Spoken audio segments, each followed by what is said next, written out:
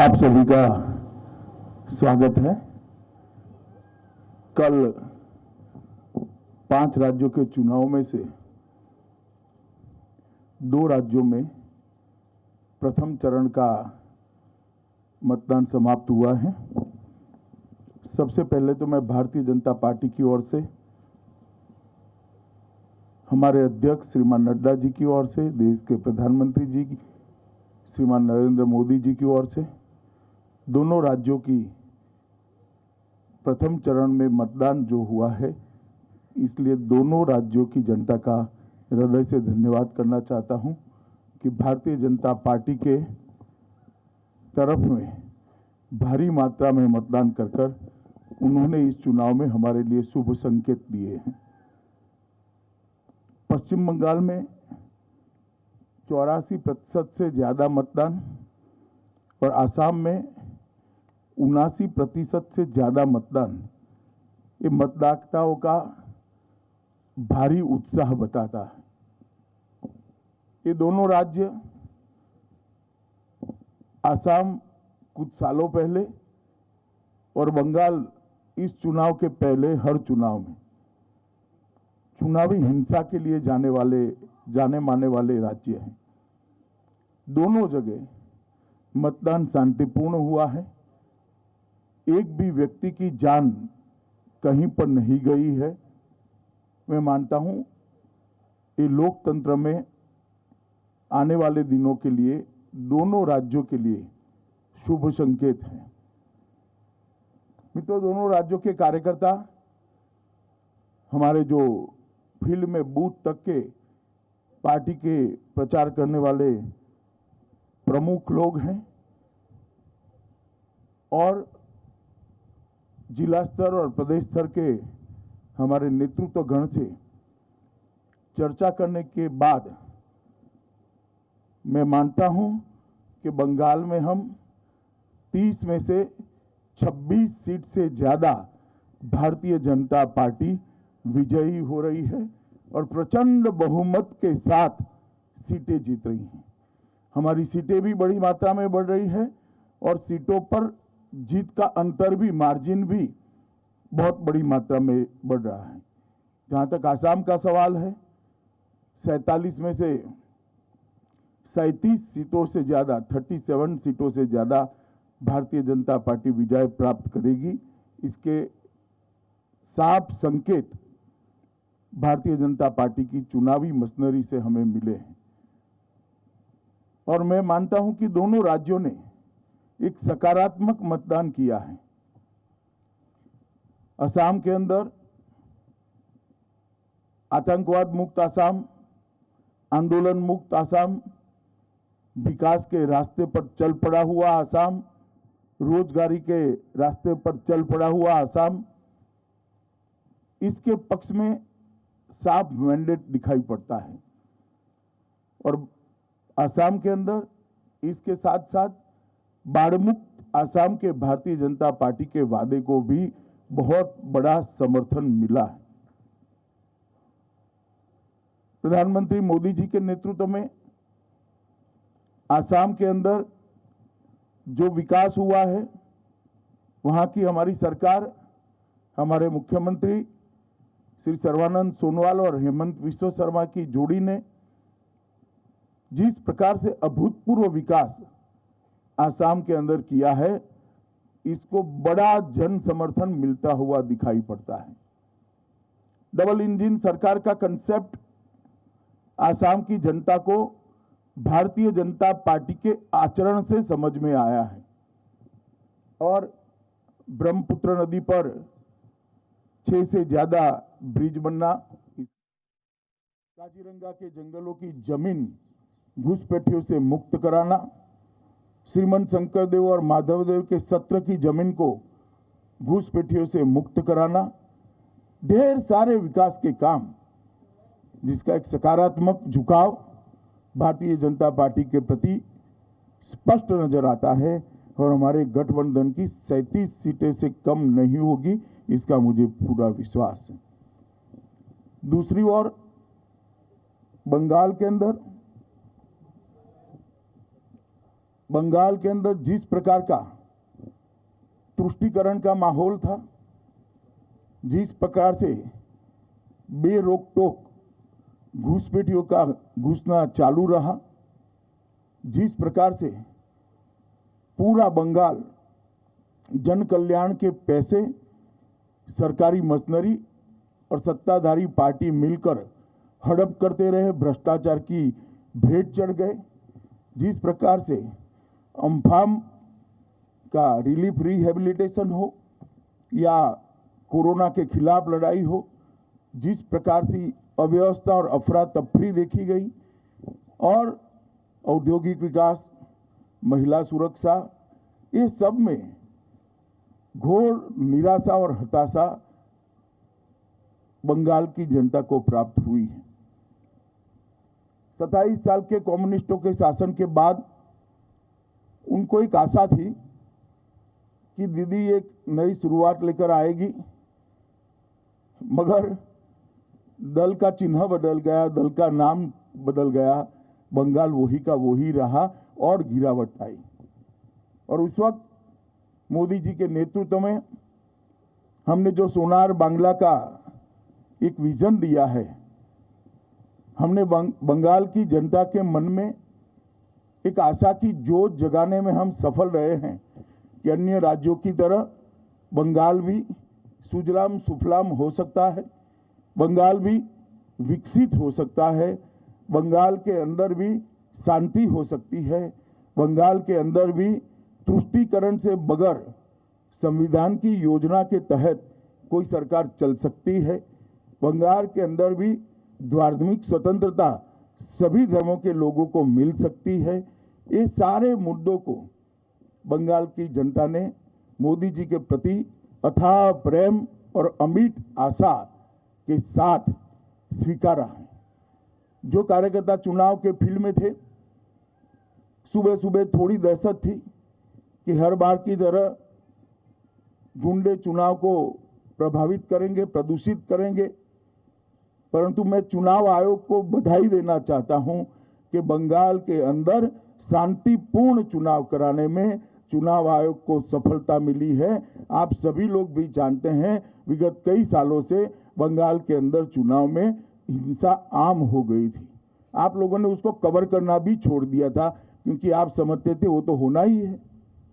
ये पहला चुनाव सालों के बाद हो रहा है जहां एक भी व्यक्ति के मरे बगैर, एक भी बम फटे बगैर, एक भी गोली चले बगैर, एक भी बूथ में रीपोलिंग हुए बगैर बंगाल का चुनाव हो रहा है। मैं मानता हूं ये बहुत शुभ संकेत है।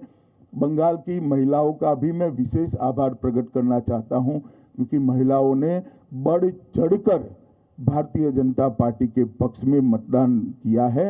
और मैं मानता हूं कि प्रथम चरण में 26 सीटों से जो शुरुआत हुई है, हमारे लक्ष्य 200 पार को सिद्ध करने में हमें बड़ी सरलता रहेगी। इसी तरह से चुनाव आगे बढ़ता रहा, भारतीय जनता पार्टी 200 से ज्यादा सीटों के साथ बंगाल में सरकार बनाएगी, इसका मुझे विश्वास है। भाजपा के सभी कार्यकर्ताओं का विश्वास है। आसाम में भी अभी जो सीटें हैं, इससे ज्यादा सीटों के साथ हम पूर्ण बहुमत की भारतीय जनता पार्टी की सरकार बनाएंगे। आप लोगों का बहुत बहुत धन्यवाद। अब पूछ सकते हैं आप।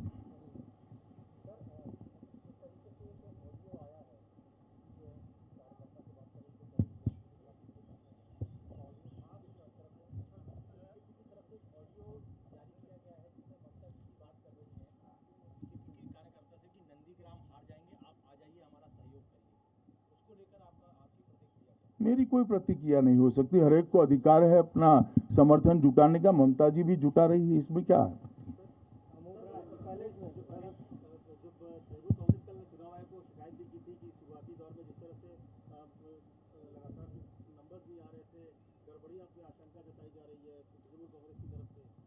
नहीं, मगर क्या गड़बड़ी? तृणमूल कांग्रेस के एक भी पोलिंग एजेंट ने कोई फरियाद नहीं करी है। गड़बड़ी तो पोलिंग बूथ के अंदर होती है। गड़बड़ी नहीं हुई वो उनकी कंप्लेन है, मगर वो अच्छे से बोल नहीं पाते हैं, कि बोलने में थोड़ा संकोच होता है कि इस बार हम गड़बड़ी नहीं कर पाए हैं, यही कंप्लेन है उनका।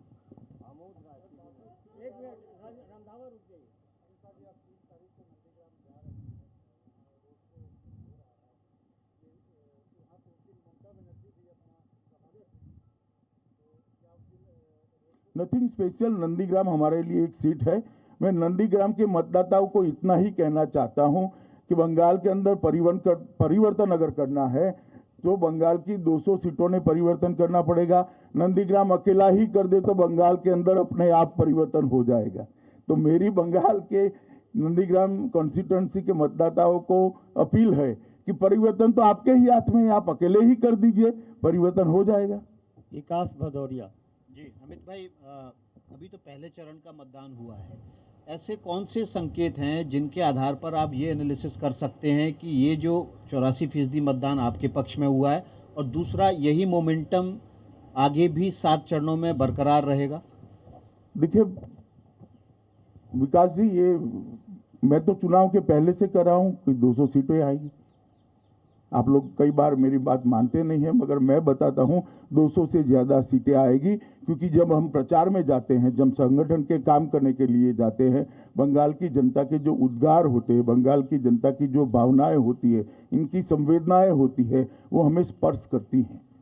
और इससे मालूम पड़ता है कि बंगाल की जनता त्रस्त है। सभी वादे माँ माटी मानुष के खोखले साबित हुए हैं और बंगाल के अंदर संपूर्ण परिवर्तन होने जा रहा है।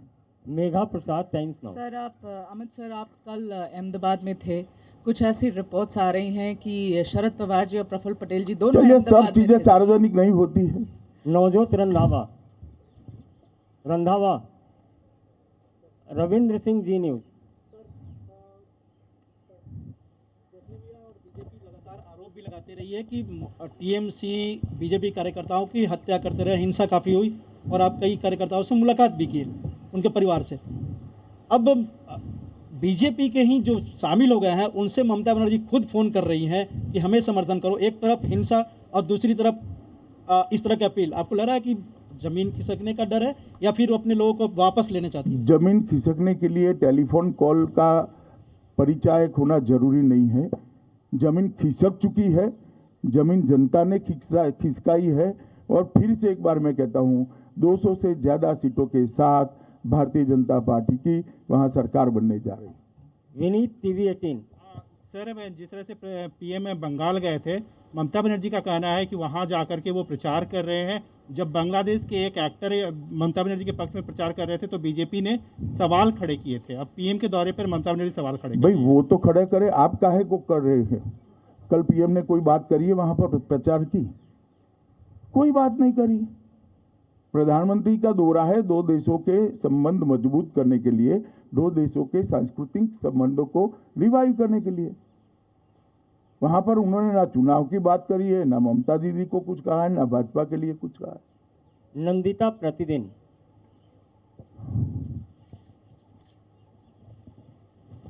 तृणमूल कांग्रेस बार बार आरोप लगा रही है कि आप लोग ईसी को कंट्रोल कर रहे हैं। इस संदर्भ में कल उन्होंने एक टेप भी निकाला है जिसमें आपके 2 नेता बात कर रहे हैं और वो लोग का डिमांड है कि उसमें जो बातचीत हुई है उसी बेसिस में ईसी ने स्टेप्स लिए हैं। ऐसा है, ये बातचीत को जरा ध्यान से सुनिए। मुझे लगता है आपको ममता जी का आरोप ब्रह्म वाक्य लगता है, ध्यान से सुना नहीं है। इसमें हमारे 2 नेता बात कर रहे हैं, इतनी जगह पे हमने ट्रांसफर के लिए डिमांड करनी पड़े। ये डिमांड तो हमने राइटिंग में रखी है, इसमें टैप की जरूरत नहीं है। ब्लैक एंड व्हाइट में लिख कर दिया है। एक नेता दूर थे, दूसरे नेता हेडक्वार्टर पे थे, वो फीडबैक दे रहे हैं कि ये कॉन्स्टिट्यूएंसी के लिए भी कंप्लेन करो, इनके भी ट्रांसफर के लिए कहो। तो इसमें क्या कोई गोपनीय बात है ही नहीं। सवाल इसमें से होता है फोन किसने टैप किया, जो आप नहीं उठाते हो और शायद अब भी नहीं उठाएंगी नंदिता जी आप, कि फोन किसने टैप किया वो सार्वजनिक करो जरा। किस प्रकार से चुनाव चल रहा है, ये क्या लोकतांत्रिक व्यवस्था है फोन टैप करना विपक्ष के लोगों का? इसमें तो कुछ गोपनीय नहीं है। ये जो बात हुई है हमने ब्लैक एंड व्हाइट में टाइप कर चुनाव आयोग को दिए। क्या बम फोड़ा है उन्होंने इसमें बड़ा? आप लोगों को लगता है बड़ा कूप निकल कर आ गया है, कुछ नहीं है। हमने राइटिंग में दिया है बाबा चुनाव आयोग को। मगर मूल इसके अंदर सवाल तो ये है कि फोन कैसे टैप हुआ, किसकी सूचना से हुआ, किसकी परमिशन से हुआ। और चुनाव आचार संहिता लागू हो जाने के बाद सरकार फोन टैपिंग की सूचना दे सकती है without consent of election commission.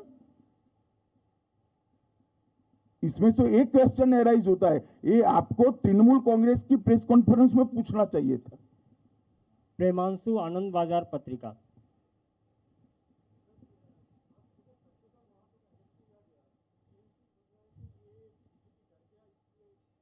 वहां चुनाव समाप्त हो चुका है, आपको इंफॉर्मेशन नहीं है। कल चुनाव पैक हो चुका है, कल तक चक्रधर महतो ओपन थे।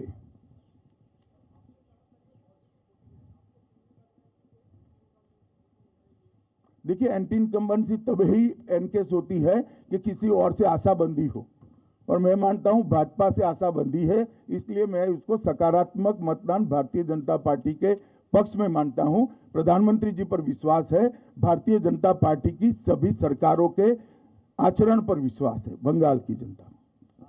जी जरा माइक ले लीजिए। सर, जिन जगहों पर अभी चुनाव होना बाकी है वहां पंचायत चुनाव और लोकसभा चुनाव में देखा गया था कि हिंसा हुई थी, तो क्या लग रहा है इस बार पूरी तरह से बंगाल में हिंसा की खबरें सामने नहीं आएंगी? पहली बार ऐसा चुनाव होने जा रहा है पश्चिम बंगाल में। मैं तो आशा करता हूं नहीं आएगी और नहीं आना चाहिए। अगला sir I am asking about Kerala. Kerala की सरकार ने अब ये जुडिशियल इंक्वायरी लॉन्च किया है सेंट्रल एजेंसी के खिलाफ। इसके अलावा वो क्या कर सकते हैं फेस सेविंग के लिए? गोल्ड स्कैम में उनके प्रिंसिपल सेक्रेटरी पकड़े जाने के बाद उनके पास और कोई चारा ही नहीं है। तो बहुत नेचुरल रिएक्शन है, मुझे इसमें आश्चर्य नहीं हो रहा है। ये फेस सेविंग की कोरी एक्सरसाइज है। नीलू रंजन दैनिक जागरण।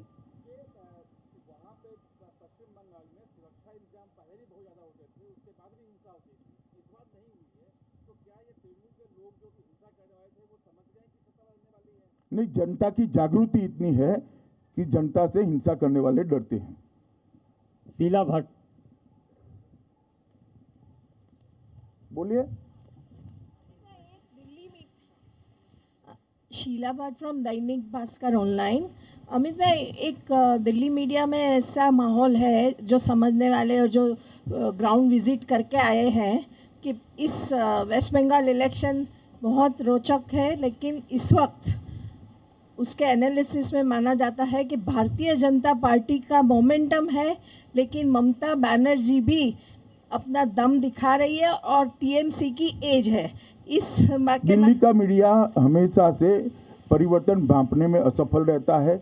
आपको यूपी के 2 लड़के भी जीतते हुए दिखाई पड़ते थे, आपको उत्तराखंड में भी परिवर्तन नहीं दिखाई पड़ता था, आपको आसाम, मणिपुर और त्रिपुरा में भी परिवर्तन नहीं। मुझे लगता है और जमीन पर दिल्ली के मीडिया को जाने की जरूरत है। आप भी जाइए जरा। अंतिम है पीछे।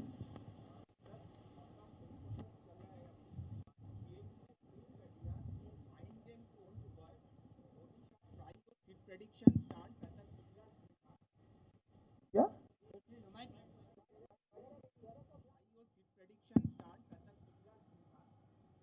क्या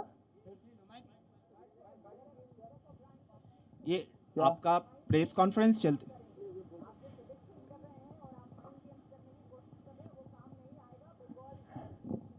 नहीं, ठीक है, वो उनका अनुमान हो सकता है, मगर जो मेरा अनुमान गलत है तो उनको जवाब देने की शायद जरूरत नहीं थी। धन्यवाद।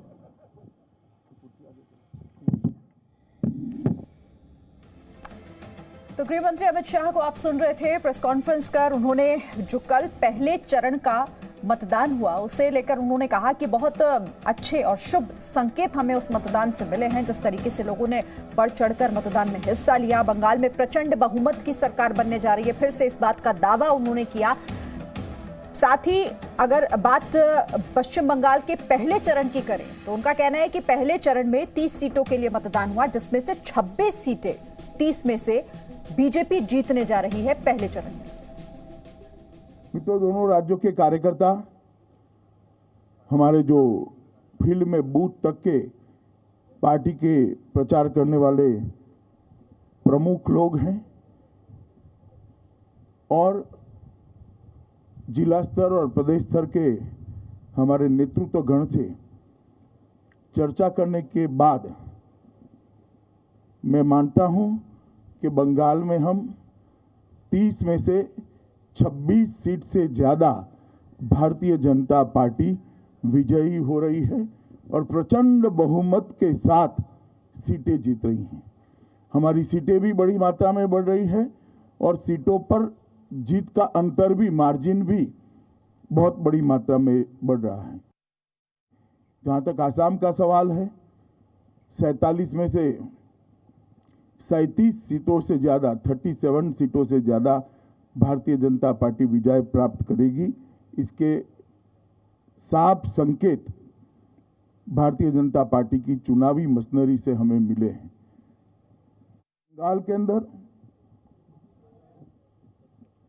बंगाल के अंदर जिस प्रकार का तुष्टीकरण का माहौल था, जिस प्रकार से बेरोक टोक घुसपैठियों का घुसना।